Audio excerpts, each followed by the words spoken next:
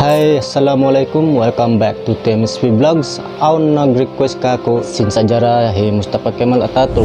Pagkain video ko lima bay ni Soy sin sajara hi Said Nursi Bediu Zaman. San biato ay man kamu malupa mag-like, iwan mag-subscribe pa TMSP Vlogs. So without further ado, let's go.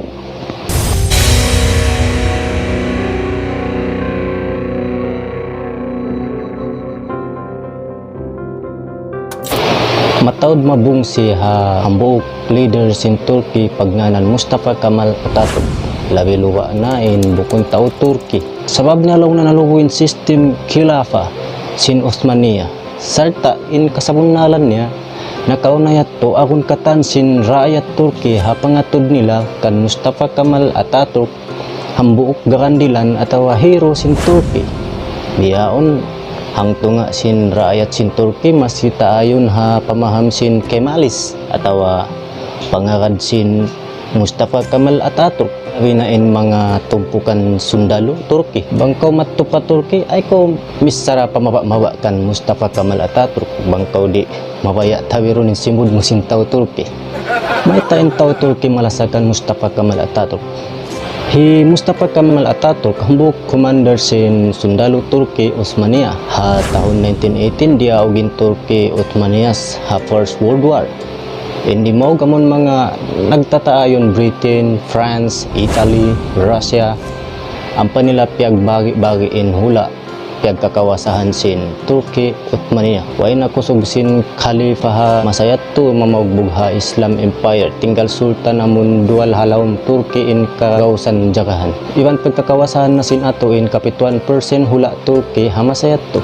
At taon 1920 nagpatindog hi Mustafa Kemal Atatürk pamarinta amun pagnganan Grand National Assembly ha Ankara. Siya hinang Prime Minister. In kasultanan sin Turkey Osmania ha masayat to malamman na iwan timaalok na pa west asawa beto in wakil sin Sultan Turkey Osmania ha Istanbul simain sin Treaty of Sevres niya kada tudlo sin Dayu West bukun tayon hi Mustafa Kemal Atatürk sin pakaradyaan Treaty of Sevres eto jari nagpajato na sin political revolution iwan sundalo hi Mustafa Kemal Atatürk amon pagnganan Turkish National Movement simulang hadayo amuna in kaon sin buno independence sin tao Turkey piaguhan ni Mustafa Kemal Atatürk imato ha mga Britain, France, Italy, Greece, iwan Armenia.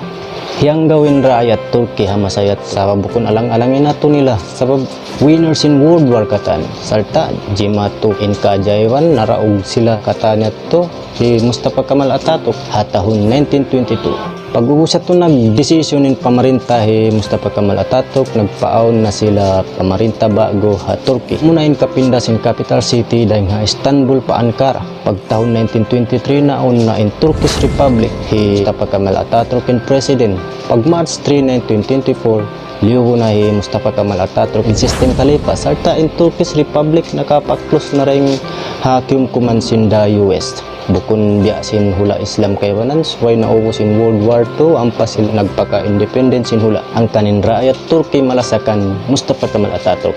Iwan ha pangatod nila kan Mustafa Kemal Atatürk gakandilan nationalist hero sin Turkey. Magawain pamarinta hi Mustafa Kemal Atatürk lando in pagka pro-western niya dahan west iwan secular in pamarinta niya ay kita sa pabiat to di mayaw sabin economy sin hula Turkey.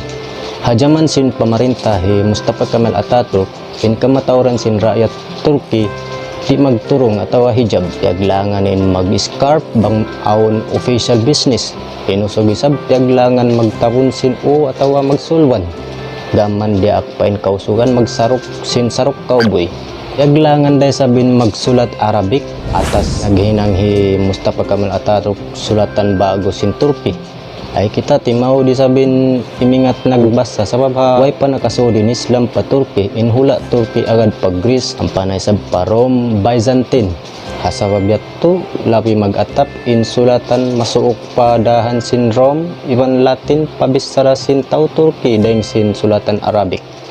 Pagkaon na sulatan bago modern Turkish nagpaon de sabhi Mustafa Kemal Atatürk sin bahasa bago mon pagyanon modern Turkish language piagganti sin classic Turkish language among matawd elements sin Arabic iwan Persian.